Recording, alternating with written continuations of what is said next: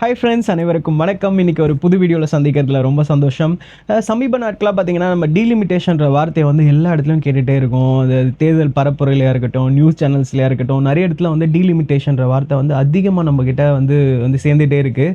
ஆனால் அதுக்கான அர்த்தம் பார்த்திங்கன்னா நிறைய பேருக்கு தெரியாது. ஸோ அதை பற்றி எக்ஸ்பிளைன் பண்ணுறதுக்காக தான் இந்த வீடியோ. ஸோ இந்த வீடியோ ஃபுல்லாக பாருங்கள். நான் நிறைய விஷயத்தை வந்து ஃபுல்லாக எக்ஸ்பிளைன் பண்ணியிருக்கேன். உங்களுக்கு இந்த வீடியோ முடியும் போது டீலிமிட்டேஷன்னா என்ன, நம்ம தமிழ்நாடோ இல்லை சவுத் இந்தியன் ஸ்டேட்ஸ்லாம் அதை ஏன் வந்து ரொம்ப அக்ரெசிவாக எதிர்க்கிறாங்க, டீலிமிட்டேஷன்றது வந்து கட்டாயமாக தேவையான விஷயமா இல்லை அது வந்து ஒரு தப்பான விஷயமா அப்படின்றதெல்லாம் வந்து இந்த வீடியோவில் சொல்லியிருக்கேன். ஸோ வாங்க வீடியோக்குள்ளே போகலாம்.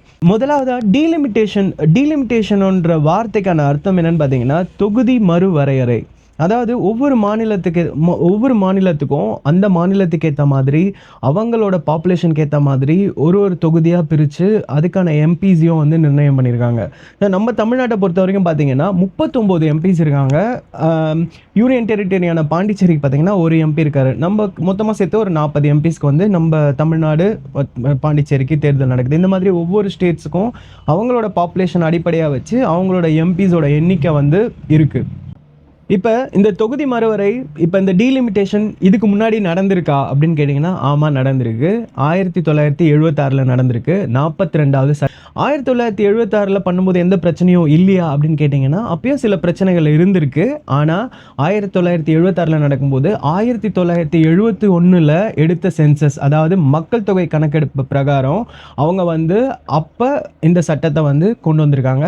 அது மூலயமா பிரித்தது தான் நம்ம தமிழ்நாட்டுக்கு 39 எம்பி, பாண்டிச்சேரிக்கு ஒரு எம்பி, யூபிக்கு 80 எம்பி, இந்த மாதிரி வந்து அவங்க அப்போ பிரிச்சிருக்காங்க. ஒட்டுமொத்தமாக இந்தியா முழுக்க பார்த்தீங்கன்னா 543 எம்பிஸ் இருக்காங்க நம்ம இந்தியாவில்.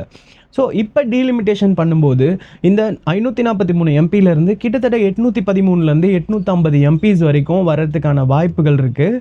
ஸோ இது நல்ல விஷயம் தானே, ஏன் வந்து மக்கள் எதிர்க்கிறாங்க அப்படின்றத வந்து நான் உங்களுக்கு சொல்கிறேன். இப்போ பார்த்தீங்கன்னா 1976 அப்புறமா இந்த சட்டம் வரவே இல்லை. 2011 நம்ம எடுத்த சென்சஸ் படி தான் இப்போ 2026 நம்ம செய்ய போகிறோம். ஏன்னா 2021 நம்ம சென்சஸ் எடுக்கலை. அதனால் 2021 சென்சஸ் படி தான் இப்போ நம்ம டீலிமிட்டேஷன் கொண்டு வர போகிறோம்.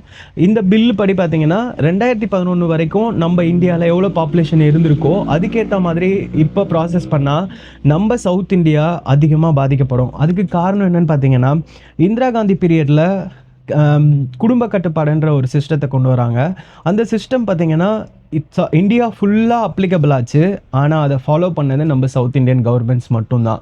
ஏன்னா சவுத் இந்தியாவில் இருக்கிற பீப்புள்ஸ்க்கு வந்து இதை ரொம்ப ப்ராப்பராக எஜுகேட் பண்ணி நம்ம சவுத் இந்தியன் தமிழ்நாடாக இருக்கட்டும், கேரளாவாக இருக்கட்டும், அப்புறம் ஒருங்கிணைஞ்ச ஆந்திராவாக இருக்கட்டும், கர்நாடகா இந்த 4 ஸ்டேட்லேயும் பார்த்திங்கன்னா ரொம்ப ப்ராப்பராக இம்ப்ளிமெண்ட் பண்ணி குடும்ப கட்டுப்பாடுன்ற விஷயத்தை பண்ணி நம்மளோட பாப்புலேஷனை வந்து ஒரு கட்டுப்பாட்டுக்குள்ளே இந்த கவர்மெண்ட்ஸ் வச்சுது. ஆனால் நார்த் இந்தியாவில் அப்படி இல்லை. நார்த் இந்தியாவில் வந்து பார்த்திங்கன்னா மக்கள் தொகை ரொம்ப கண்ணா பின்னான்னு ஏறிச்சு. கிட்டத்தட்ட 1.5 மடங்கு.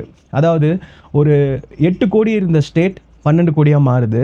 அதே மாதிரி 10 கோடி இருந்த ஸ்டேட் 20 கோடியாக மாறுது.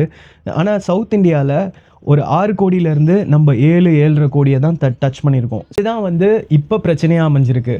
இப்போ உதாரணத்துக்கு மக்கள் தொகையை பேஸ் பண்ணி இப்போ டீலிமிட்டேஷன் பண்ணாங்கன்னா, அதாவது தொகுதி மறுவரை செஞ்சாங்கன்னா பாதிக்கப்பட போகிறது நம்ம சவுத் இந்தியா தான். இது ஏன் இப்படி நடக்குது, ஏன் இப்படி தான் பண்ணணுமான்னு கேட்டிங்கன்னா இப்போ வச்சுருக்கிற பில் படி ஆர்டிக்கல் 82 பேஸ் பண்ணி தான் டீலிமிட்டேஷன்ற இந்த சிஸ்டத்தை இப்போ வச்சுருக்காங்க.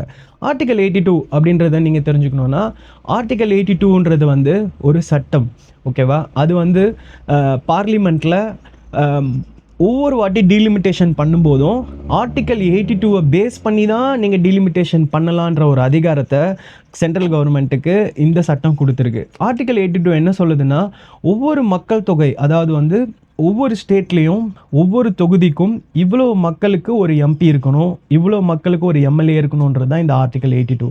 ஸோ ஒரு எம்பி தொகுதியில் வந்து பார்த்திங்கன்னா இவ்வளோ மக்கள் தான் இருக்கலாம், மேக்ஸிமம் இவ்வளோ தான் இருக்கலாம்.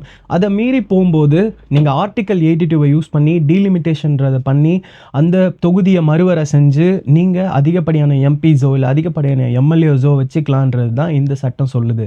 இந்த சட்டத்தோட அடிப்படை என்னன்னா மக்கள் தொகை. நீங்கள் இந்த மக்கள் தொகையை அடிப்படையாக வச்சு தான் டீலிமிட்டேஷன்ற ஒரு ப்ராசஸை பண்ணணுன்றதுனால தான் இப்போ இந்த பிரச்சனை.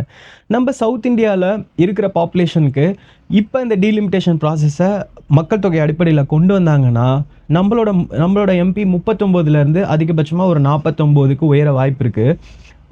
அதே சவுத் இந்தியாவை தவிர்த்து நார்த் இந்தியன் ஸ்டேட்ஸுக்கு போனீங்கன்னா 80 தொகுதி இருக்கிற இடத்துல 120 தொகுதி வர்றதுக்கான வாய்ப்புகள் நிறையவே இருக்குது. ஸோ இதனால என்ன நடக்கும், இதனால என்ன பிரச்சனை, நிறைய எம்பிஸ் இருந்தால் நமக்கு என்ன ப்ராப்ளம், சவுத் இந்தியன் ஸ்டேட்ஸ்க்கு என்ன ப்ராப்ளம்னு நீங்கள் நினைக்கலாம்.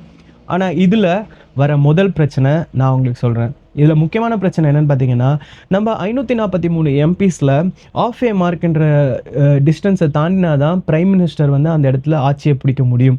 அதாவது 543 பாதிக்கு மேலே ஜெயிச்சா மட்டும்தான் வந்து அங்கே சென்ட்ரல் கவர்மெண்ட்டில் பிரைம் மினிஸ்டரை ஒருத்தர் ஆட்சி பிடிக்க முடியும். இதில் சவுத் இந்தியாவில் இருக்கிற 150 எம்பிஸ் கிட்டத்தட்ட அவங்களோட பங்கும் இருந்தால் மட்டும்தான் அங்கே ஒரு ஆட்சி அமைக்க முடியும், ஒரு நிலையான ஆட்சி அமைக்க முடியும். ஆனால் இந்த டீலிமிட்டேஷனுக்கு அப்புறம் என்ன நடக்கும்னு பார்த்தீங்கன்னா, சவுத் இந்தியன் ஸ்டேட்ஸில் பெருசாக எம்பிஸோட எண்ணிக்கை உயராமல் போய் நார்த் இந்தியாவில் மட்டும் அதிகமாக உயர்ந்தால் ஹிந்தி பேசுகிற ஸ்டேட்ஸை மட்டும் அவங்க கான்சென்ட்ரேட் பண்ணி பாலிடிக்ஸ் பண்ணாலே அங்கே ஒரு ஆட்சியை வந்து அவங்களால தக்க வச்சுக்க முடியும், சவுத் இந்தியாவோட சப்போர்ட் இல்லாமல். ஸோ ஆல்ரெடி சவுத் இந்தியா பல விஷயங்களில் வந்து பார்த்திங்கன்னா வஞ்சிக்கப்பட்டுருக்கு.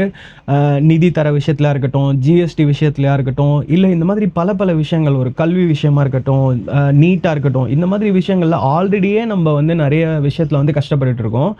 இது இல்லாமல் இப்போது இந்த எம்பிஸ்லாம் வந்து நம்ம சவுத் இந்தியன் எம்பிஸ்லாம் வந்து எந்த ஒரு ஹோல்டுமே இல்லாமல், எந்த ஒரு ஸ்டேக்ஸுமே இல்லாமல் இருக்கும்போது நாளைக்கு அவங்க என்ன பண்ணுவாங்க, நாளைக்கு சவுத் இந்தியா வந்து எந்த விஷயத்துலையும் வந்து நார்த் இந்தியாவில் இருக்கிறவங்க வந்து மதிக்கவே மாட்டாங்க. ஸோ அவங்க அங்கேயே வந்து எலெக்ஷன் கேம்பெயின் பண்ணி அங்கேயே எம்பிஸ் ஜெயிச்சு அப்படியே பிரைம் மினிஸ்டர் ஆகிக்குவாங்க. ஸோ சவுத் இந்தியாஸ்க்கு வந்து எந்த ஒரு ஸ்டேக்ஸ், எந்த ஒரு ஹோல்டுமே இருக்காதுன்ற பயம் வந்து சவுத் இந்தியன் கவர்மெண்ட்ஸ்க்கு இருக்கிறதுனால தான் இதை ரொம்ப அக்ரெசிவாக எதிர்த்துட்ருக்காங்க. ஸோ இப்போ இதெல்லாம் பார்த்துட்டோம். ஆனால் டீலிமிட்டேஷன்றது வந்து கட்டாயமா, அது வந்து ரொம்ப முக்கியமாக அப்படின்னு கேட்டிங்கன்னா, என்னோட பாயிண்ட் ஆஃப் வியூவில் டீலிமிட்டேஷன்றது ஒரு நல்ல விஷயம், அது கண்டிப்பாக பண்ணி தான் ஆகணும். ஏன்னா ஒரு ஸ்டேட்லேயும் பார்த்தீங்கன்னா கிட்டத்தட்ட வந்து மக்கள் தொகை இப்போ 1.5 மடங்கு கிட்ட இன்க்ரீஸ் ஆகிருக்கு 1976 கடைசி 50 வருஷத்தில். ஸோ நம்ம தமிழ்நாட்டிலையுமே ஒரு 5 கோடியில் இருந்த மக்கள் தொகை கிட்டத்தட்ட இப்போ ஒரு 7-8 கோடி கிட்ட வந்துருச்சுன்னு சொன்னால் நீங்கள் யோசிச்சு பாருங்கள், 39 எம்பிஸ் வந்து அதுக்கு பத்தாது.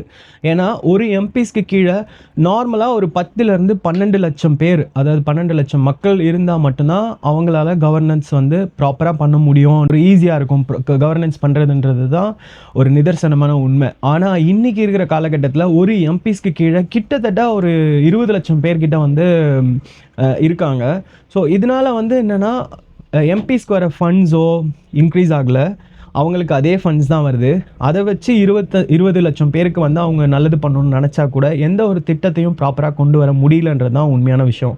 ஸோ இப்போ டீலிமிட்டேஷன் பண்ணி நமக்கு 39 எம்பிஸ் இருக்கிற இடத்துல 59 எம்பிஸ் வந்தாங்கன்னா, ஸோ மக்கள் தொகை வந்து அந்த 59 எம்பிஸ் கீழே ஸ்ப்ளிட் ஆகும்போது ஈச் எம்பிஸ் கீழேயும் பார்த்தீங்கன்னா ஒரு 10லேருந்து 12 லட்சம் பேர் இருப்பாங்க. ஸோ அவங்களால நன்மைகள் வந்து ரொம்ப ஈஸியாக பண்ண முடியும்.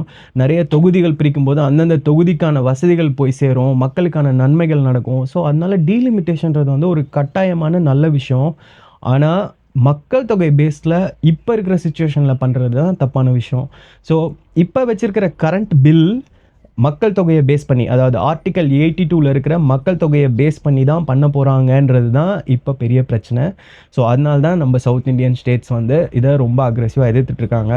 ஆல்ரெடி இந்த பில் ஃபெயிலியர் ஆகிடுச்சு. அதுக்கு காரணமும் வந்து நம்மக்கிட்ட கரண்ட்டாக இருக்கிற ஸ்ட்ரென்த் தான். ஏன்னா சவுத் இந்தியன் ஸ்டேட்ஸில் இருக்கிற எம்பிஸ் ஓட் பண்ணாததுனால தான் இந்த பில் வந்து இப்போ பார்லிமெண்ட்டில் தோல்வி அடைஞ்சிருக்கு.